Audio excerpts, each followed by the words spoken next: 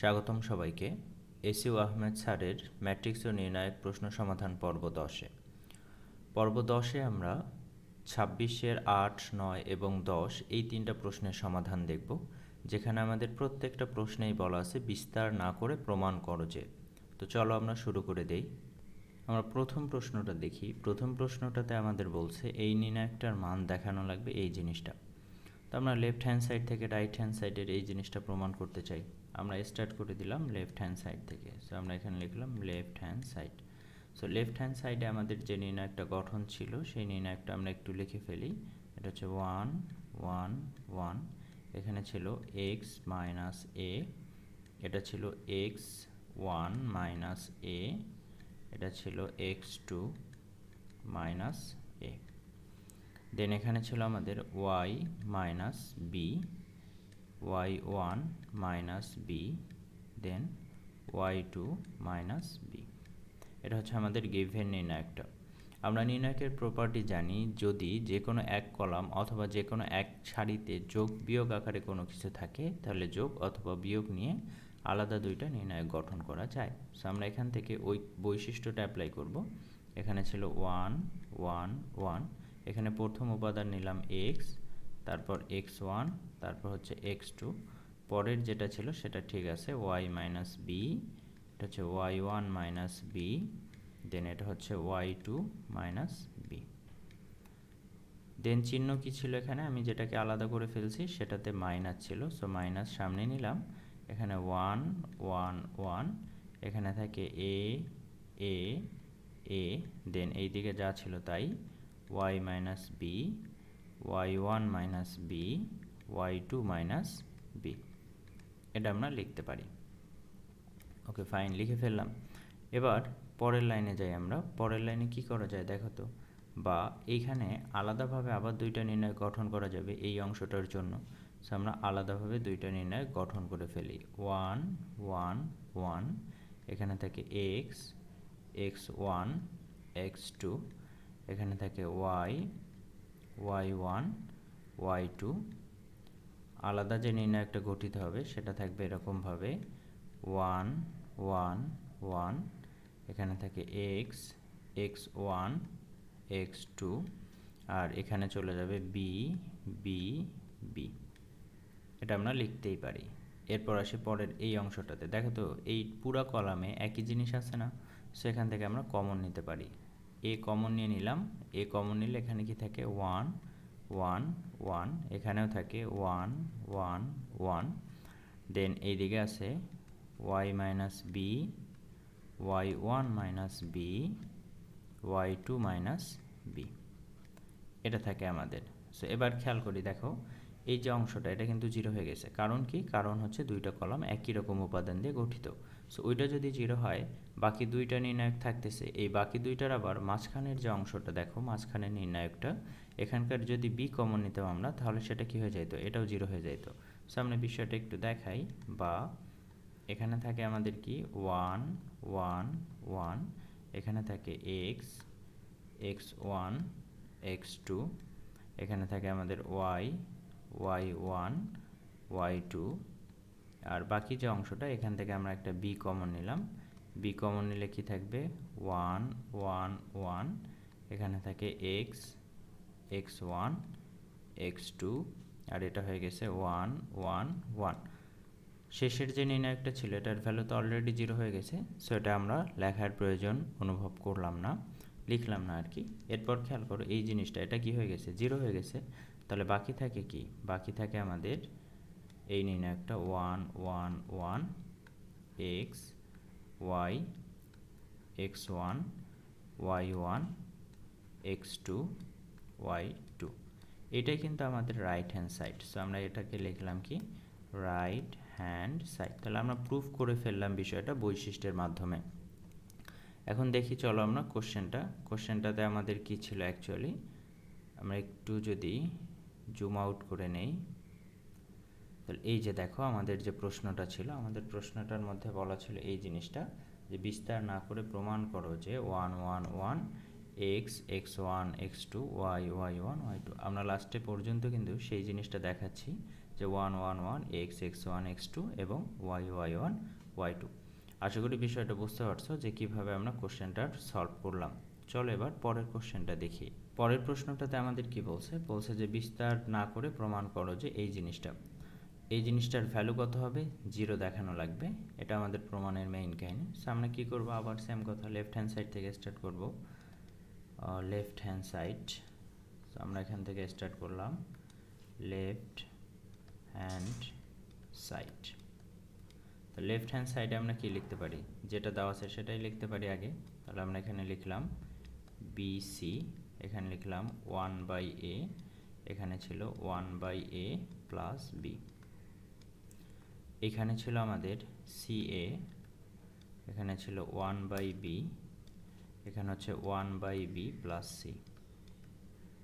দেন এখানে ছিল আমাদের এবি 1/c, 1/c প্লাস এ।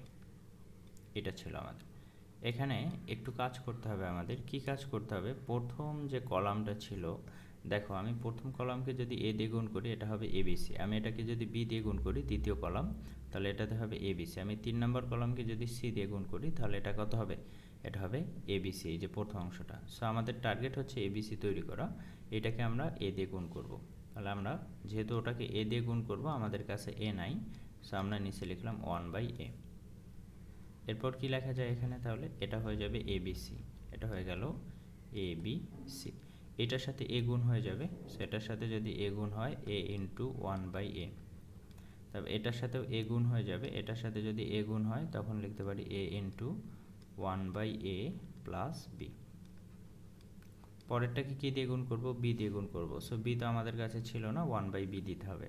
বি দিয়ে গুণ করলে কত হবে, বি দিয়ে গুণ করলে এটা হবে A B C, B into 1/b, আর নিচেরটার সাথে বি গুণ করে দেয় আমরা, বি গুণ করলে হচ্ছে 1/b প্লাস সি। পরেরটাকে সি দিয়ে গুণ করব, সি দিয়ে গুণ করলে হবে এ বি সি, এখানে হচ্ছে সি ইন্টু 1/c, তারপর সি ইন্টু 1/c প্লাস এ। এটা আমরা লিখতে পারি। এরপরে একটু খেয়াল করি যে আমাদের কোনো কিছু কমন যায় কিনা। এখানে আমাদের কত হয়ে গেছে বলো তো, এ বি সি, যেহেতু সিও আমরা পরে নিছি। এখান থেকে কি থাকতেছে, এখান থেকে থাকতেছে আমাদের বা উপরের যে অংশটা, দেখো তো এ বি সি কমন যায় কিনা, ডেফিনেটলি এ বি সি কমন যায়। সো আমরা একটা এ বি সি উপরে কমন নিলাম, নিচে আগে থেকেই ছিল আমাদের এ বি সি। এরপর উপরে থাকে 1, এটা কাটাকাটি করা যায়, কাটাকাটি করলে কি থাকে 1, এখানে গুণ করে দাও, গুণ করে দিলে থাকে 1 প্লাস এবি। এখানে যদি আমরা কমন নেই তাহলে এটা হয়ে গেছে 1, এখানে কাটাকাটি করলে হয়ে যাবে 1, এখানে গুণ করে দাও, গুণ করে দিলে থাকবে 1 প্লাস বিসি।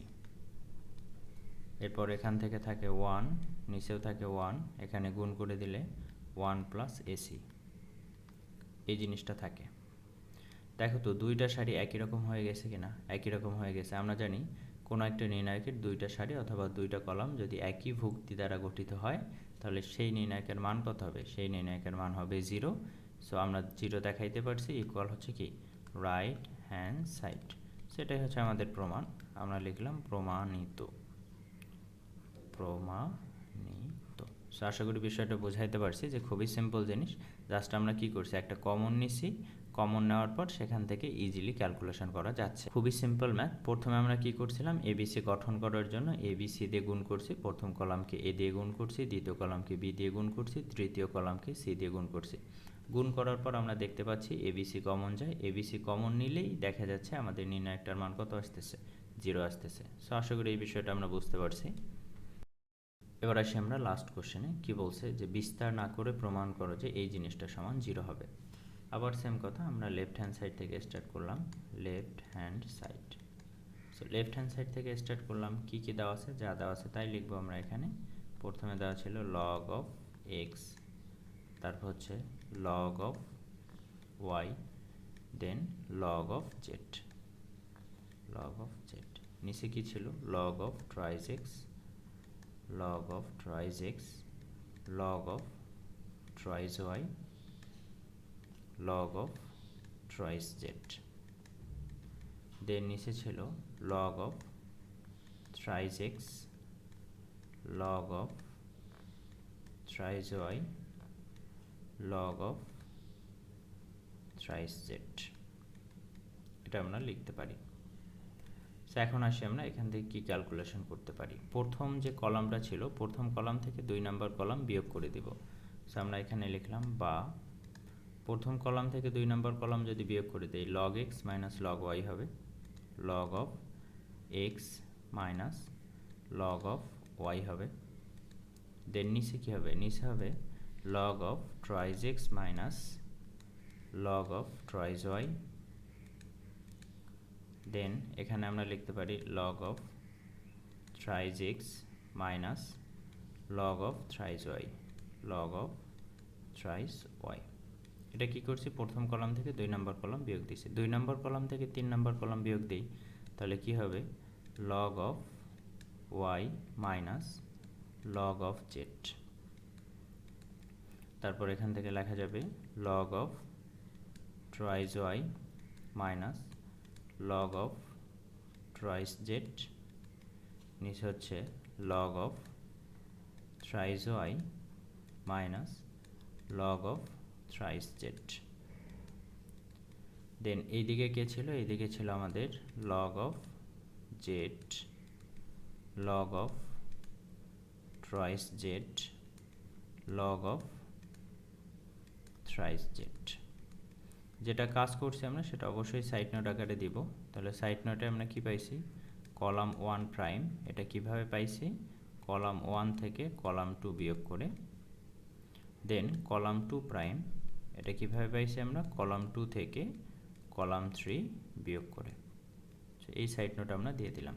এরপর আসলে কি লেখা যায়, আমরা লগের এই প্রপার্টি আশা করি সবাই জানি, log of A by B যদি থাকে তখন আমরা লিখতে পারতাম log of A minus log of B. এটা কিন্তু লেখা যাইতো। সো এই জিনিসটা আমরা 9, 10 থেকে জানতাম, এটা একটা সূত্র আমাদের, যদি এরকম থাকে তাহলে এভাবে লেখা যায়।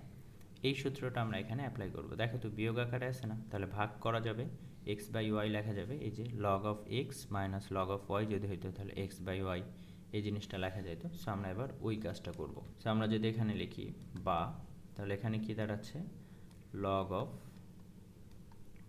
Of X by Y. এখানে কি দাঁড়ায়, log of tries X by twice Y, 2 2 কাটা যাবে, তখন আবার থাকবে log of X by Y. তো আমরা লিখি ফেলি আগে log of tries X divided by twice Y. তারপর থাকে কত, log of thrice X divided by thrice Y. অনুরূপভাবে এখানে থাকবে log of Y by Z, এখানে থাকবে log of tries Y by thrice Z, এখানে থাকবে log of thrice Y by thrice Z.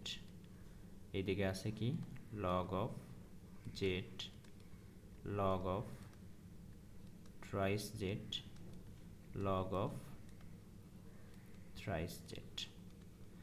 যা দেওয়া ছিল জাস্ট ওটা আমরা একটু ক্যালকুলেশন করলাম।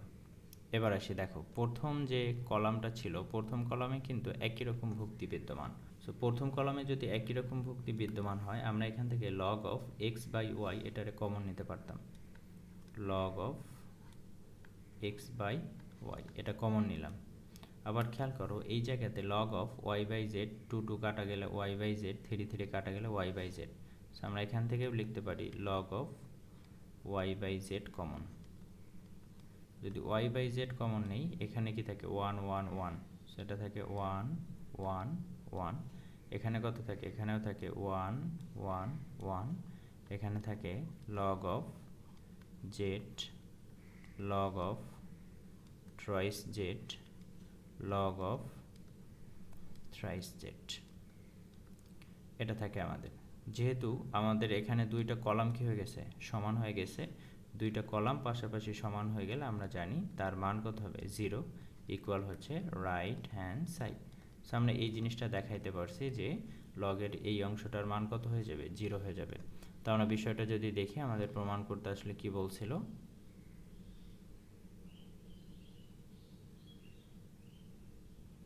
এই যে দেখো আমাদের এখানে প্রমাণ করতে বলছে যে log of X, log of Y, log of Z, এই টোটাল যে অংশটা ছিল এই টোটাল অংশের ভ্যালু কত দেখানো লাগবে? 0 দেখানো লাগবে। সো আমরা এখানে জাস্ট 4 লাইনের মতো ক্যালকুলেশন করে সেই ভ্যালুটা 0 দেখাইতে সক্ষম হয়েছি।